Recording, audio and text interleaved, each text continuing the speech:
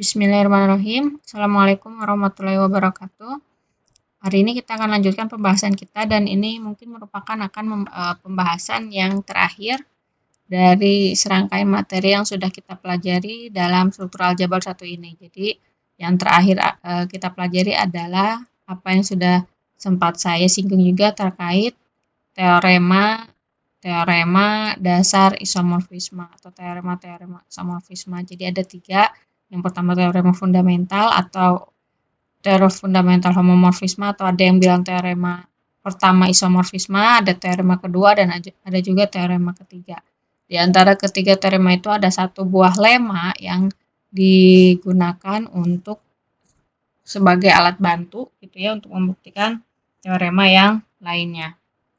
Nah, kalau kita review sejenak apa yang sudah kita bahas pada pertemuan pekan lalu. Pada pekan lalu kita sudah sempat membahas tentang teorema fundamental homomorfisme grup. Nah, teorema fundamental homomorfisme grup, kenapa dia disebut fundamental? Karena untuk teorema-teorema yang lainnya pembuktiannya itu berangkat dari teorema ini. Gitu ya. Jadi fondasi atau dasarnya itu adalah teorema ini.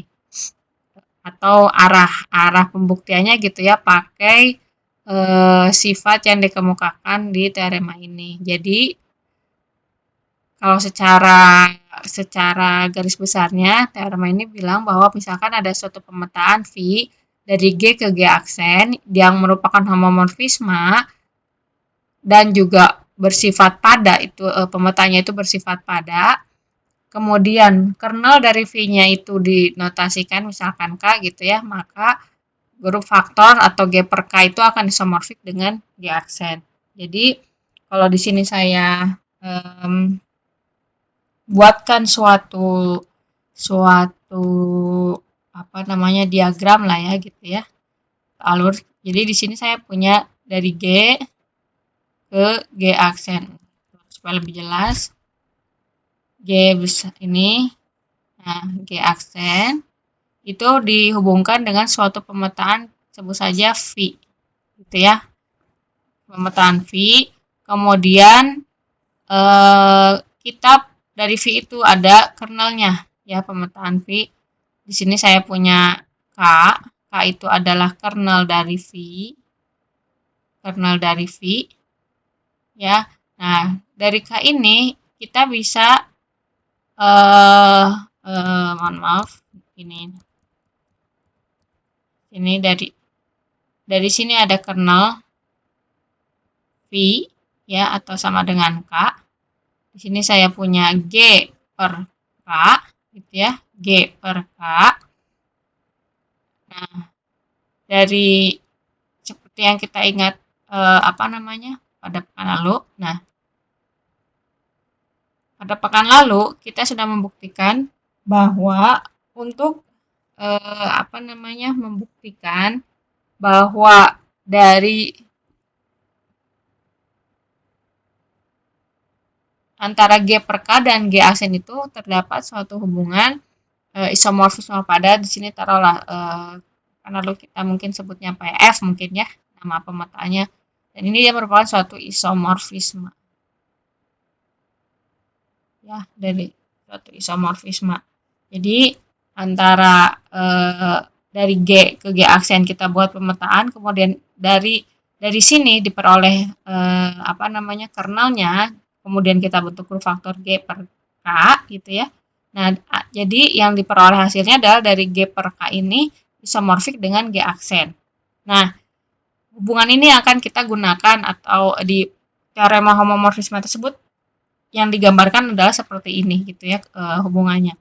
Nah, sekarang perhatikan pembuktian untuk fundamental homomorfisme itu sudah dibahas secara cukup rinci pada pekan lalu. Silahkan apabila ada yang masih kurang dipahami, di review kembali video terkait pembahasan pembuktian tersebut. Apabila memang masih ada hal-hal yang perlu didiskusikan, silahkan ditanyakan pada sesi Zoom nanti.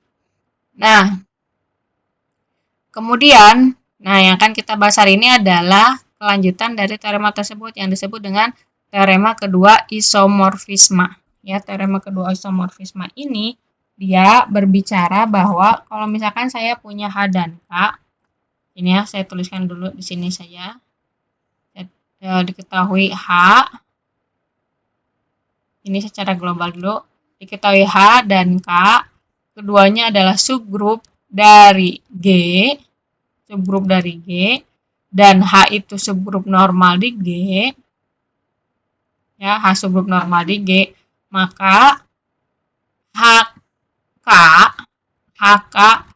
per H itu akan isomorfik dengan K H irisan K. Ya, kalau yang kemarin di sini kita punyanya G per K isomorfik dengan G aksen. Nah, kita ingin menggunakan hubungan tersebut gitu ya. Nah, jadi untuk menggunakan teorema fundamental tersebut di sini gitu ya, yang perlu kita lakukan adalah kita lihat dulu nih ya, yang kita punya, yang mau kita buktikan gitu ya. Kita akan menggunakan teorema fundamental homomorfisme untuk menggunakan membuktikan bahwa dia isomorfik. Ya, jadi sebenarnya bisa saja kita buat kalau secara lurusnya gitu ya, saya bisa membuat HK per H dipetakan ke K per H irisan K gitu ya, kemudian tunjukkan dia isomorfisme, maksudnya well defined, kemudian satu-satu pada, kemudian dan juga homomorfisme. Nah, tapi dengan cara tersebut itu jauh lebih sulit daripada kita memanfaatkan teorema fundamental homomorfisme gitu ya, atau menggunakan teorema pertama isomorfisme. Jadi yang akan kita gunakan adalah menggunakan sifat ini. Nah, kalau kita mau menggunakan sifat ini, artinya kita harus punya dulu grup faktor ini. Ya, yang mau kita lihat sebagai grup faktor ini itu apa? Gitu ya. Yang mau kita gunakan sebagai grup faktor ini itu apa? Apakah yang sebelahnya, kan di sini ada dua grup faktor ya. Ini dan ini. Gitu ya. Yang mau kita lihat sebagai satu keseluruhan. Kalau di sini kan yang ada grup faktor itu maksudnya yang bawahnya itu adalah kernel, kemudian ada grup G, kemudian ada grup G aksen ya. Nah, di sini yang akan kita definisikan itu adalah, nih kita coba buat dulu dari HK per H, yang di sini. Ini buat gambaran kecil aja dulu ya. Nah, kan kita perlunya dari HK per H ya. Kita sesuaikan saja arahnya. HK per H itu perlu kita tunjukkan dia isomorfik dengan K H irisan K. Nah, lihat posisinya kan ini. Ini kita mau tunjukkan ini samakan ya. Jadi yang kita taruh sebagai G per K itu adalah HK per H. Artinya ini G-nya. Ini G-nya. Yang ini adalah jangan kernelnya ya, supaya tidak tertukar. Kernel dari apa? Nah, nanti kita lihat. Ini HK per H, ini G, ini kernel. Kemudian ini adalah grup G aksen ya, kalau dikaitkan dengan ini. Kemudian artinya kita harus cari yang di sini apa nih? Yang di sininya apa? Yang di sininya itu adalah yang K-nya.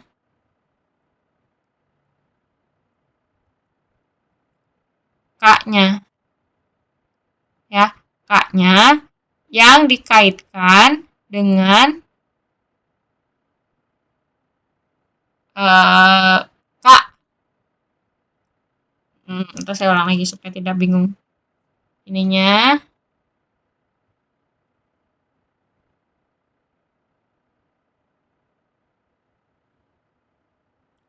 Ya, saya buat dulu.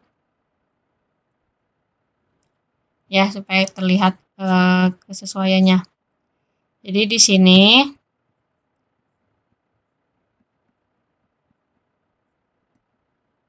saya balik saja. Jadi yang kita jadikan yang kita jadikan kernel itu ini adalah eh gitu ya. Nah, ini sebenarnya lebih mudah. Jadi kalau posisi sebenarnya bisa saja mana saja bisa gitu ya untuk menjadi kernel, tetapi kalau misalkan kernelnya kita buat yang ini itu rasanya akan jauh lebih simpel. Ya, jadi kalau posisinya seperti yang tadi pun nggak masalah. Artinya gini. Jadi yang kita gunakan gitu ya di sini saya membuktikan bahwa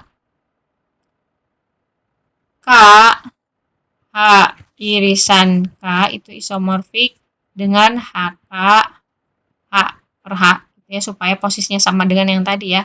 Jadi di sini ada ya yang ini itu jadi G per K ya, kalau dilihat dari teorema dasar fundamental homomorfisme yang ini jadi G aksen. Nah, kemudian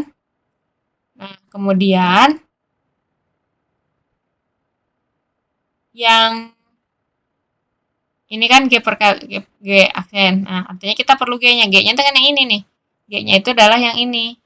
Ya, ini G, ini K. Jadi, kita punya diagram keterkaitan K per K dikaitkan dengan HK. H, gitu ya. Nah, di sini saya punya H iris, K per H irisan K.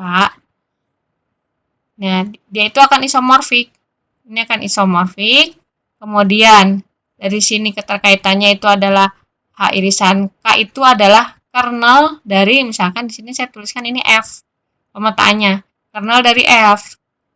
Ya, dia akan isomorfik. Nah, tapi dia akan isomorfik itu kalau apa? Ingat di teorema fundamental homomorfisme bilang bahwa F yang di sini, nah ini dia harus homomorfisme dan pada. Ya, homomorfisme dan pada. Nah, oleh karena itu, di sini yang harus kita tunjukkan, yang kita cukup tunjukkan sebenarnya adalah kita cukup tunjukkan, yang pertama itu adalah F-nya itu adalah homomorfisme pada, dan yang kedua apa? Yang kedua itu harus yang ini, itu harus merupakan kernel dari F sama dengan H irisan K. Ya, kita harus buktikan bahwa kernel dari F itu H irisan K. Nah, oke ya. Jadi yang langkah pertama, definisikan. Ini pembuktiannya ya. Definisikan pemetaan F ya, yang tadi pemetaan F dari K ke HK per H ya. Nah, terus apa yang kita lakukan? Akan ditunjukkan bahwa yang F-nya well defined dulu lah ya, F well defined. Jadi kalau kita mendefinisikan pemetaan, buktikan dulu dia well defined. Jadi ambil K1, K2 anggota K besar dengan K1 sama dengan K2. Akan ditunjukkan bahwa F K1 sama dengan F K2. Ya, artinya kita berangkat dari sini nih. FK1 apa sih? Oh ya, ini belum didefinisikan ya. Didefinisikannya adalah FK sama dengan K itu adalah elemen domain. Ini K kecil ya, domain sini. Nah, ingat kalau elemen dari sini, kalau misalkan saya punya G per H itu, kan elemennya adalah H besar, G kecil. Itu ya, H besar, G kecil. G, di mana G itu adalah elemen dari G. Nah, artinya untuk HK per H per H itu elemennya adalah H besar ya. Kemudian yang atasnya, elemen atasnya LHK itu apa sih? H besar itu isinya adalah H kecil, K kecil, di mana HK anggota dari hanya anggota H besar, K-nya anggota K besar. Gitu ya. Nah, jadi ini isinya adalah H, kemudian ini H kecil, K kecil. Ya, tapi ingat, kalian ini H dan H-nya kan masih elemen H, ini jadi seolah-olah melubur. Jadi cuma ada H besar dan K kecil. Jadi elemen HK per H itu adalah H besar, K kecil. Ini sama dengan H besar, K kecil. Gitu, ya. Nah, Jadi ini FK1, artinya FK1 sama dengan apa? Ganti aja ini. Ini untuk setiap K anggota K besar. Nah, K1 masukin ke situ. H K1. Nah, tapi kita tadi punya bahwa K1 sama dengan K2. Ini sama dengan HK2. Atau sama dengan HK2 apa? HK2 artinya kita punya FK2 ya. Nah, jadi terbukti bahwa dia well defined. Terbukti F-nya well defined. Nah, selanjutnya setelah kita menunjukkan bahwa F-nya well defined, langkah selanjutnya itu adalah kita akan menunjukkan bahwa dia homomorfisme ya. Yang kedua akan ditunjukkan bahwa F-nya itu adalah homomorfisme group. F homomorfisme group ya. Nah, ambil K1, K2 anggota K besar, nah, akan ditunjuk sembarang ya. Akan ditunjukkan bahwa F K1 K2 sama dengan FK1 FK2. Nah, kita berangkat dari sini. FK1 K2 sesuai dengan definisinya itu adalah H K1 K2 ya. Nah, kemudian HK1 K2 ini sama dengan H K1 H.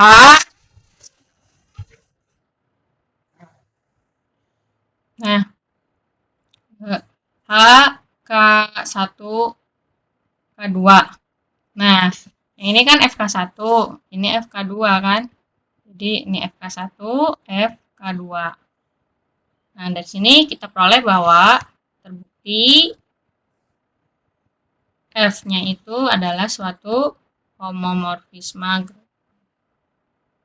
Nah, yang terakhir yang harus kita tunjukkan bahwa akan ditunjukkan bahwa F itu bukan F,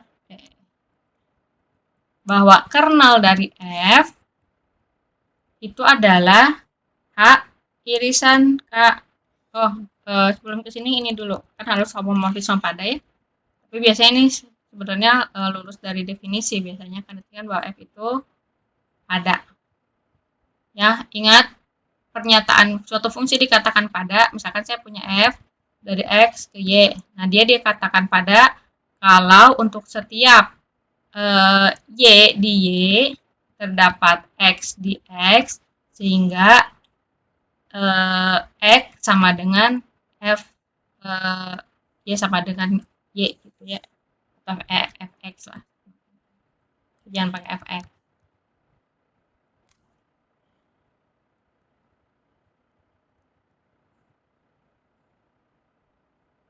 Y sama dengan Fx. Ya, gitu. Ya. Nah, artinya di sini ambil Y. Y-nya itu adalah HKH, berarti ambil HK anggota HK besar per H, ini HK kecil ya, sembarang. Pilih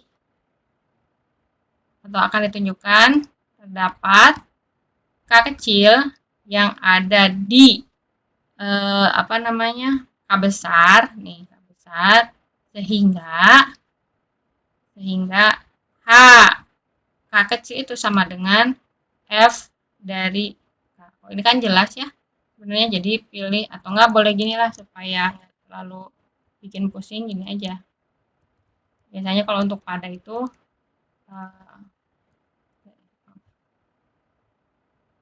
ya supaya kalian tidak bingung. Di sini saya tuliskan bahwa jelas bahwa untuk setiap HK, nah ini HK anggota H besar KH terdapat K anggota K besar sehingga HK sama dengan F gitu ya. Jadi F itu merupakan fungsi pada. Nah, Kemudian yang terakhir yang tadi kita singgung akan ditunjukkan bahwa kernel dari F itu sama dengan H irisan K. Ya. Nah, kita tuliskan dulu definisi dari kernel F itu apa sih? Kernel dari F itu adalah anggota-anggota, saya taruhlah namanya X aja ya, anggota-anggota yang ada di domain atau di K, di mana F dari X itu sama dengan identitas yang ada di kodomainnya HK per H. Di sini saya tulis notasi aja ya. Ini adalah indeks, bukan E dikalikan HK per H, tapi identitas atau E yang ada di HK per H. Identitas yang ada di HK per H itu apa? Ingat, kalau misalkan saya punya G, apa namanya, grup faktor G per H gitu ya.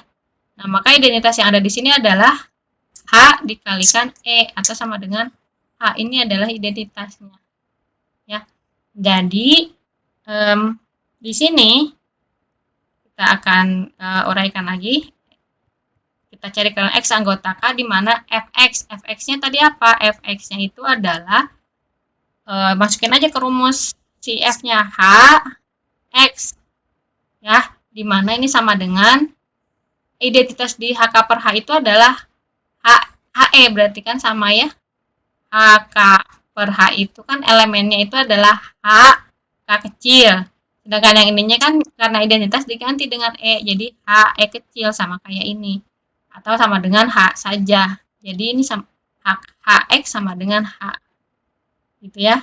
Nah, ingat kembali kalau kita punya hubungan ini, X anggota K di mana HX sama dengan H itu artinya X itu anggota dari H. Kenapa? Karena kita punya H dioperasikan dengan X kecil, maka hasilnya H. Otomatis pastilah X itu harus merupakan elemen dari H. Ya. Nah, dari sini kita punya suatu kondisi bahwa X itu anggota K, di mana X juga anggota H, atau dengan kata lain, X anggota K dan X anggota H. Maka ini kita sebutnya apa? Kalau X anggota K dan X anggota H, maka X anggota H irisan K. Gitu. Ya. Ini adalah satu cara. Ini cara yang pertama. Nah, cara yang kedua, ingat bahwa kalau kita yang membuktikan dua buah himpunan sama itu, kita harus membuktikan kedua himpunan tersebut saling subset. Artinya yang pertama kita harus tunjukkan, akan ditunjukkan kernel dari F itu subset dari H irisan K, dan H irisan K subset kernel F. Di sini kita coba buktikan yang ini ya, subset ini. Ambil X, bolehlah X anggota kernel F, anggota kernel F sembarang. Artinya, ya tadi kalau X anggota kernel F itu kan ini ya definisinya. Artinya X anggota K, artinya X anggota K dan Fx sama dengan apa namanya, E di HK per H. Jadi hanya menguraikan yang ada di atas. Nah, kemudian ya tinggal kita punyanya apa tadi ya, saya lupa. Fx sama dengan E. Jadi Fx sama dengan E. Fx sama dengan E di HK per H itu adalah H. Ya, sedangkan Fx-nya sendiri adalah Hx. Fx-nya itu adalah Hx kan. Hx sama dengan H. Ini artinya X anggota H. Jadi kan kita peroleh X anggota H, lalu X anggota H. Jadi terbukti bahwa kernel F itu subset dari H. Atau gini. Ya. Kan tadi diperoleh jadi X anggota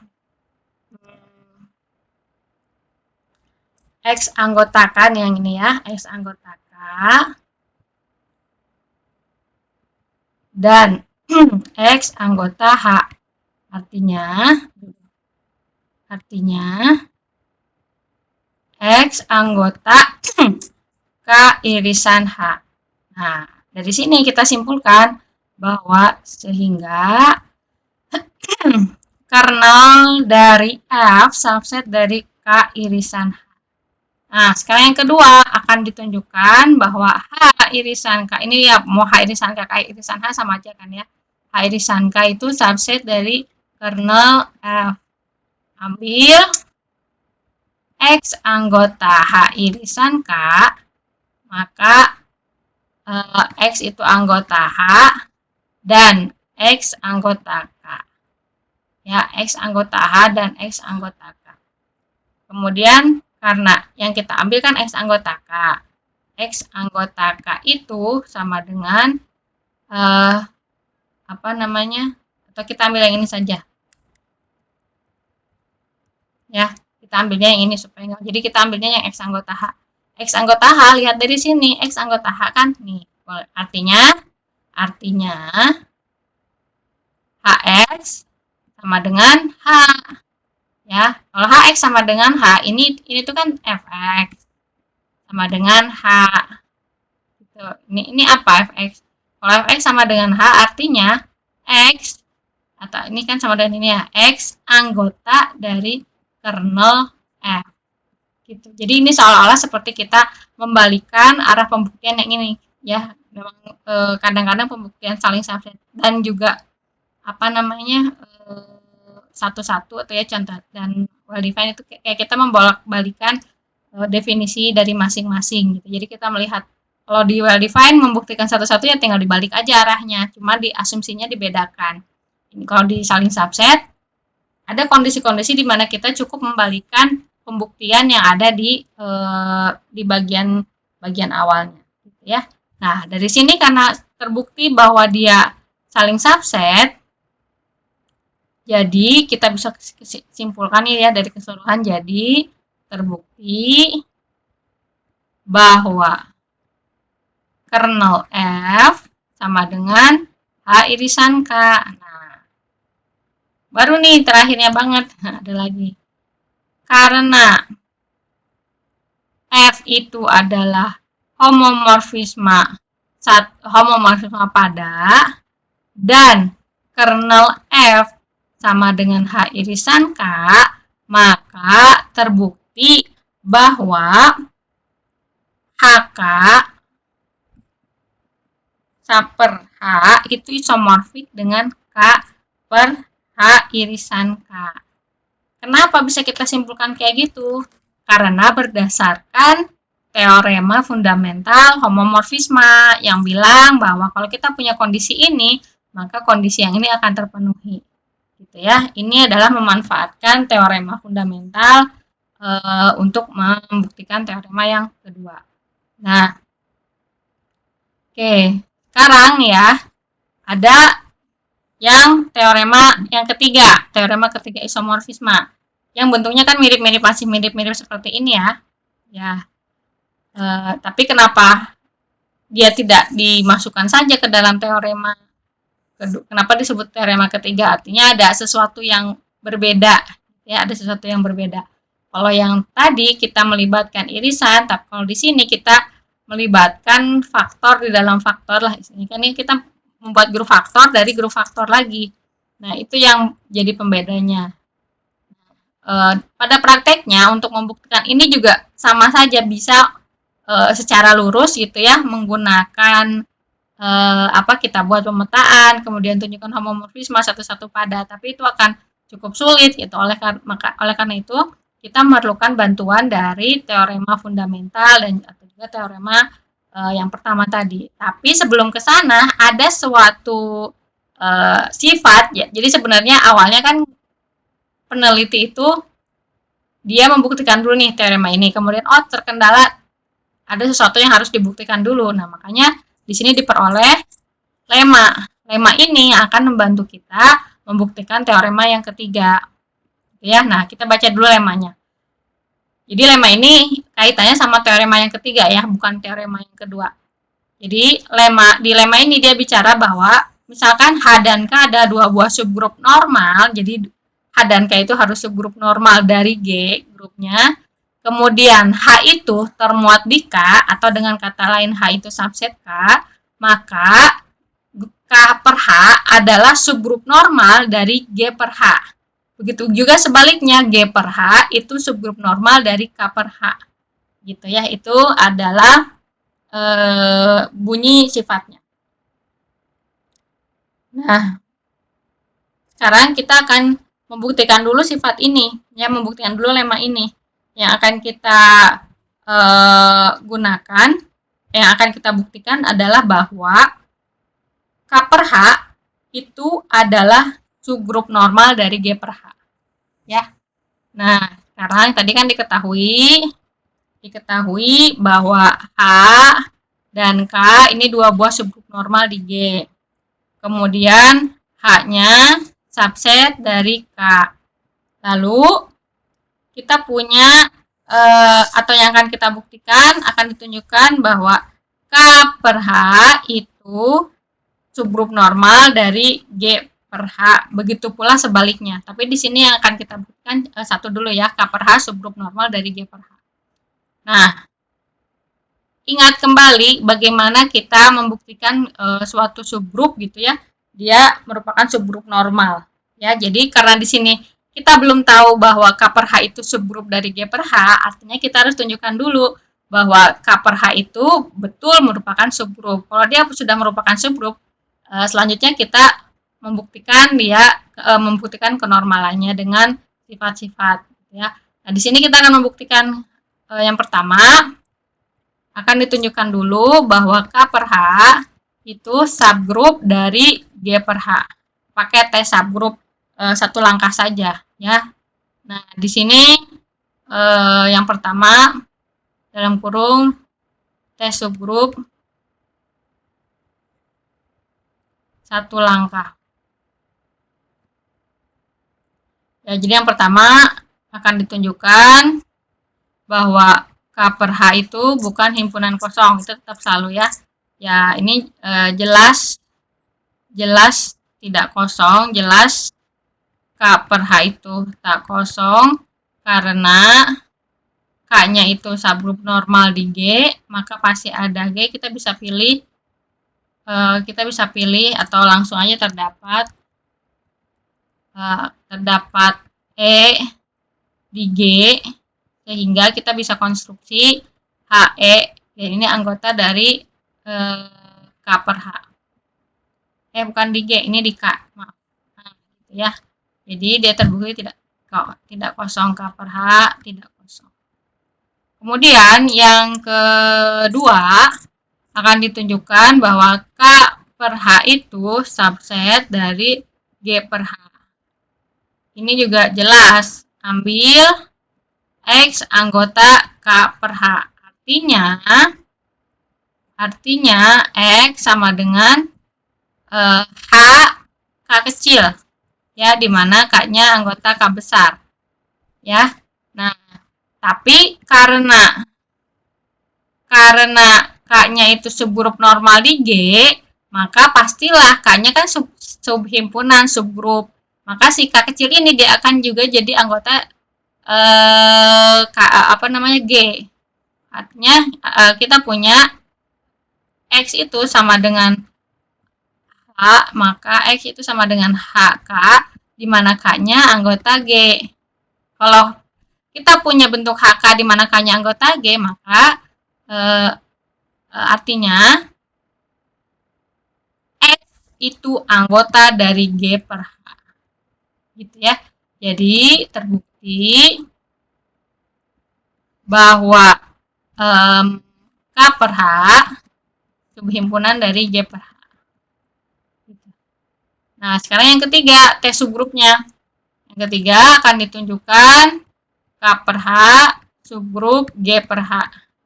Ambil X, Y anggota K per H. Artinya X-nya sama dengan HK. Atau langsung aja sih ya sebenarnya, nggak usah pakai X. Ini aja. Ini ambil HK1, K2 anggota K besar H sembarang. Nah, akan ditunjukkan bahwa HK1, HK2 inverse itu anggota dari K per H ya. Nah, kita mulai dari sini nih. HK1, HK2 inverse. Itu ingat sifat dari grup faktor ya yang sudah sempat saya singgung. Ini sama dengan yang inverse ini bisa masuk ke dalam. Jadi H K2 inverse. Ya. H K2 inverse. Ini si H-nya bisa hilang. H K1 K2 inverse. Nah, artinya ini apa? K1 K2 inverse-nya? K1 kan anggota K. K2 anggota K. K itu subgroup dari G, subgroup normal malah kan. Artinya K1 K2 K inverse akan juga anggota dari K. Ini anggota dari K. Sehingga secara keseluruhan ini adalah anggota dari K per H. Gitu. Ya, jadi terbukti bahwa K per H itu subgroup dari G per H. Nah, sekarang kita akan buktikan kenormalannya. Akan ditunjukkan K per H itu subgroup normal G per H. Ya, K per H subgroup normal G per H. Ada macam-macam cara gitu ya. Ada yang sempat saya bahas mau menunjukkan bahwa koset kiri sama dengan koset kanan, kemudian ada keanggotaan dari elemen. Nah, yang akan kita gunakan adalah yang sifat, kalau kalian masih ingat, G inverse HG atau GHG inverse anggota dari H, kalau menunjukkan H subgroup normal. Jadi, ambil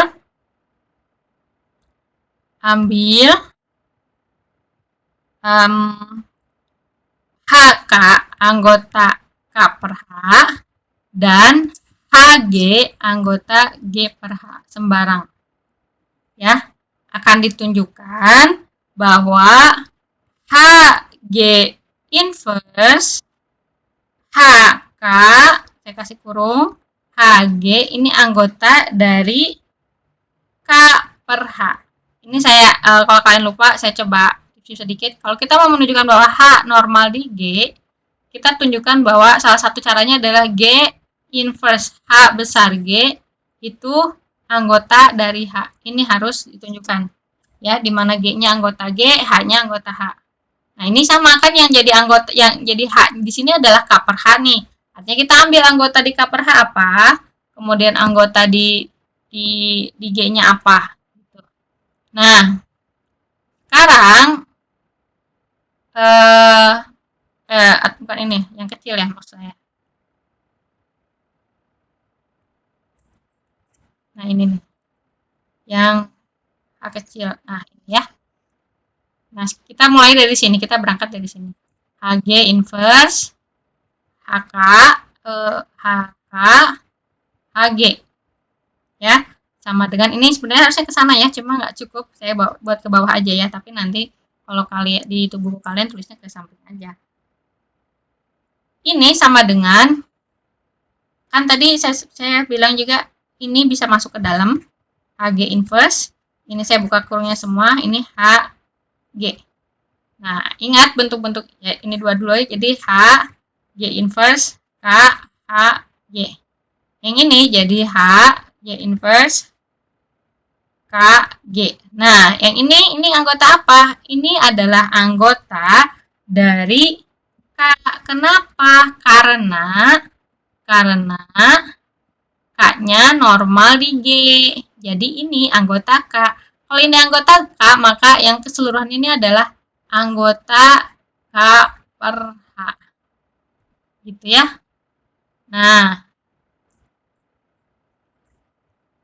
dengan demikian kita peroleh bahwa K per H dia normal di G per H. Gitu ya.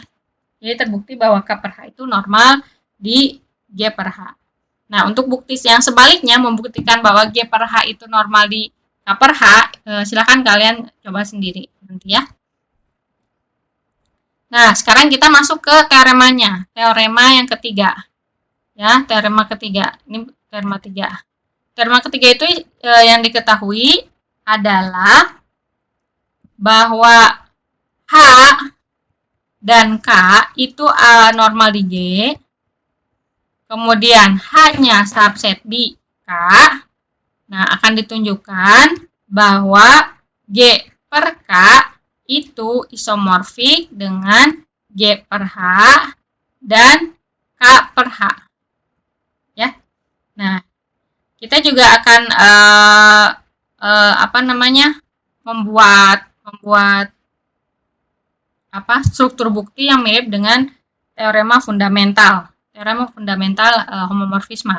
Artinya kita buat dulu ya. Yang kita mau buktikan kan G per K isomorfik dengan nih G per K, G per H, K per H, gitu ya. Mohon maaf supaya lebih rapi.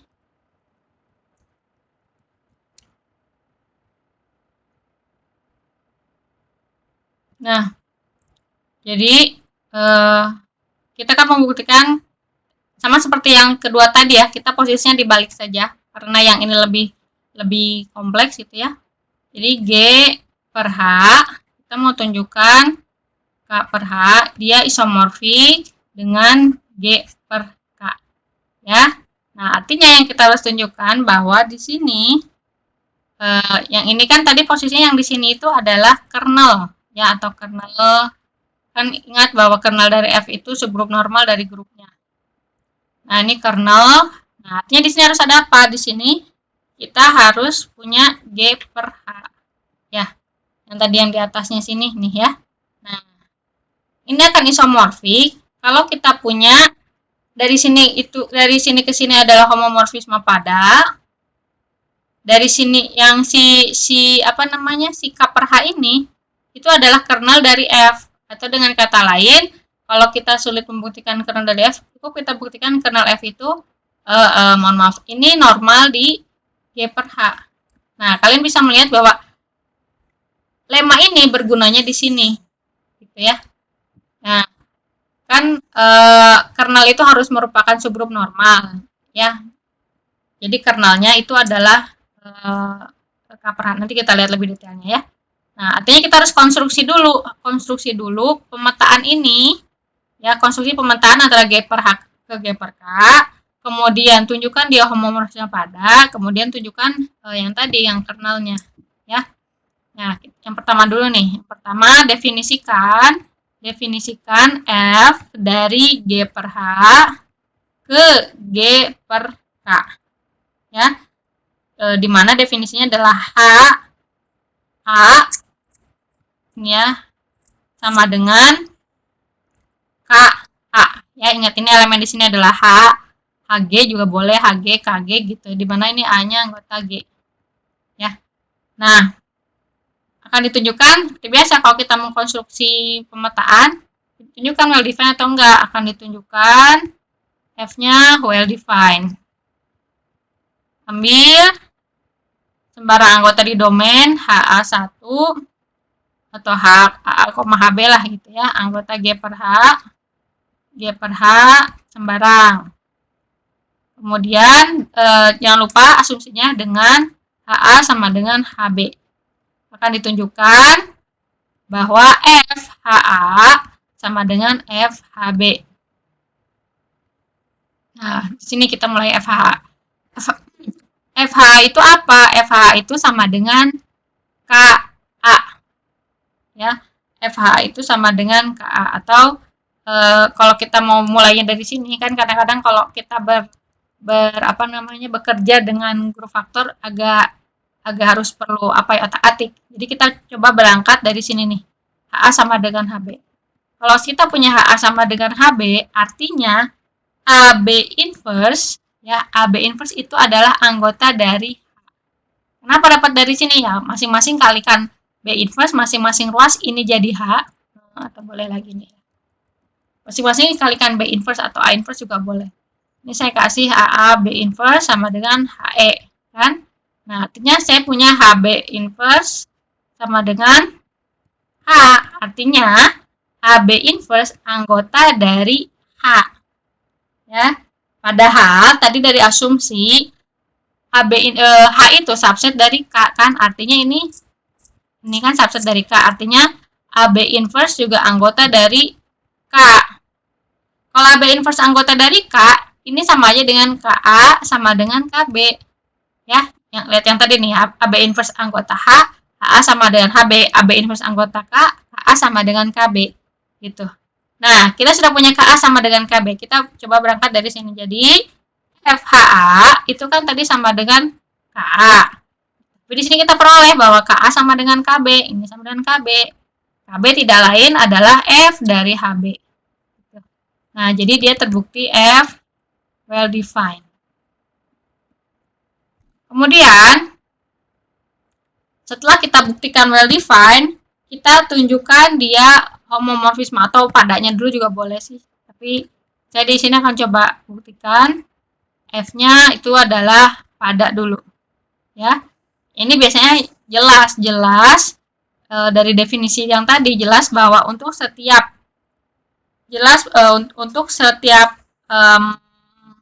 KA tadi ya, KA anggota G per K ada HA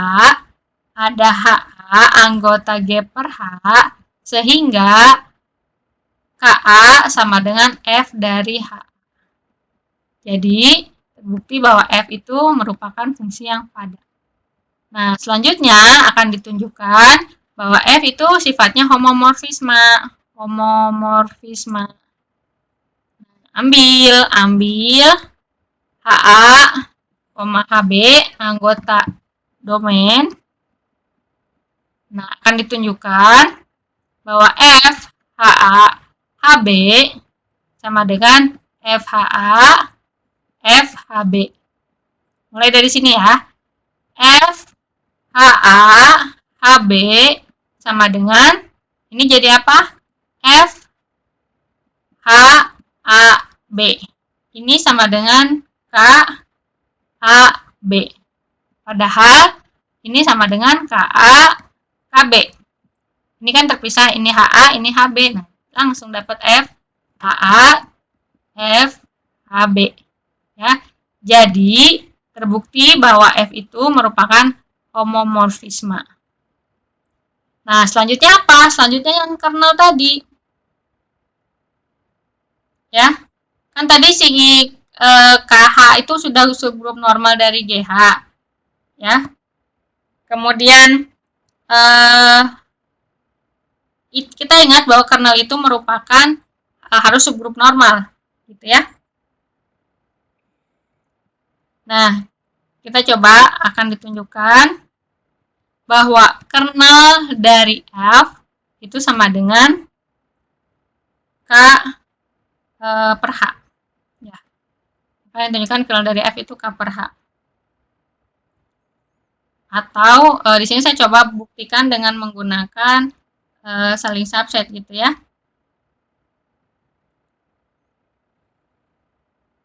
Nah, saya tulis dulu definisi dari kernel F sama dengan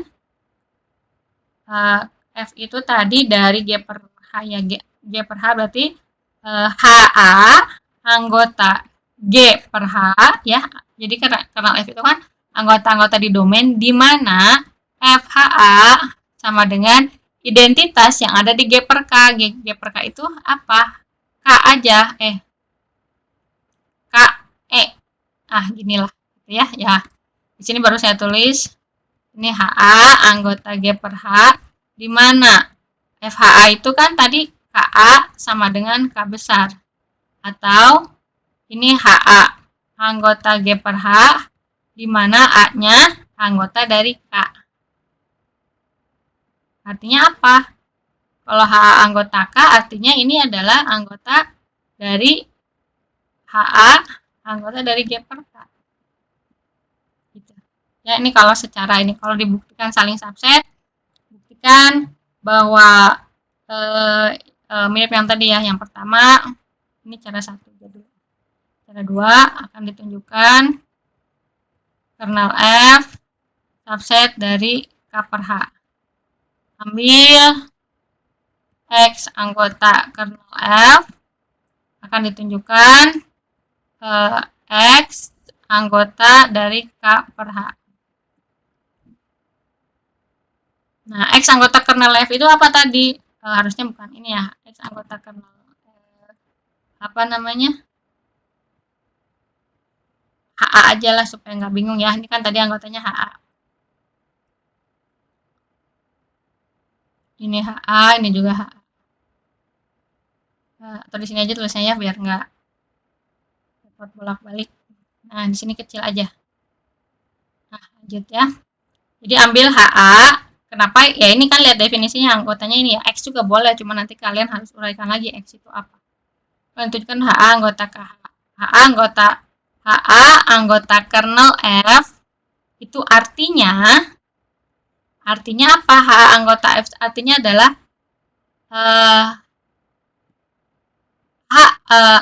F dari HA sama dengan K. Atau dengan kata lain, KA sama dengan KA anggota K. Jadi, HA anggota dari KH. Ya, jadi kernel F. Jadi, kernel F subset dari K per H. Kemudian yang satu lagi, yang sebaliknya akan ditunjukkan bahwa K per H itu subhimpunan dari kernel F. Ya, ambil HK anggota H besar K gitu. Nah, tapi kan tadi diketahui bahwa K-nya subset H ya. Sebentar, saya lupa. Subset itu apa?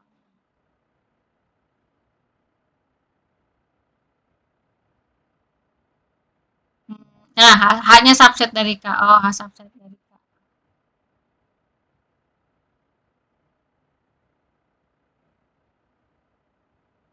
Oke. Ambil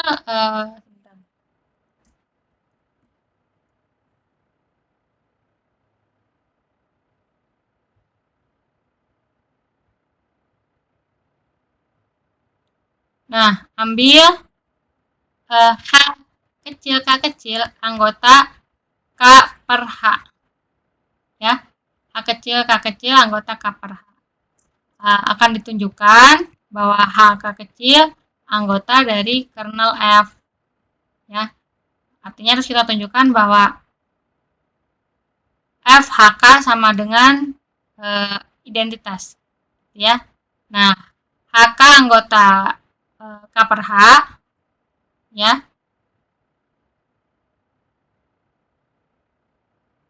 Nah, jadi seperti kita membalikan langkah ini. Berarti ini ya kernel F itu yang tadi tinggal diganti dengan HK. Nah, yang ini nih. HK anggota ini jadi FHK sama dengan kalau HK anggota K per H itu artinya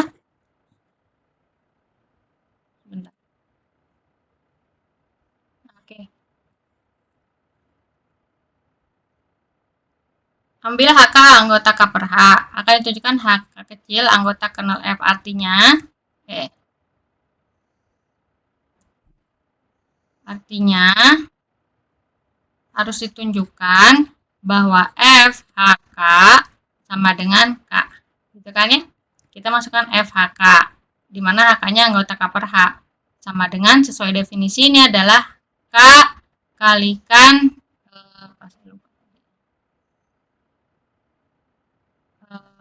E ya. K kali E. K kali A.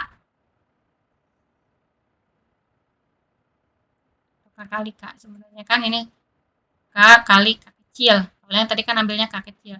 Tapi ingat, K kali K kecil itu kan kita bisa tuliskan jadi melebur lah seolah-olah. Ini jadi FHK sama dengan K itu sama dengan HK anggota kernel F. Kenapa? Karena seolah-olah kita bisa menuliskan dia sebagai gini. Gitu ya. Nah, ini jadi terbukti bahwa KH ini subset dari kernel F. Karena dia saling subset, terbukti bahwa kernel dari F itu adalah sama dengan K per H. Kemudian tadi juga sudah dibuktikan bahwa K per H itu adalah normal, subgrup normal dari G per H, jadi dia juga memenuhi sifat dari kernel.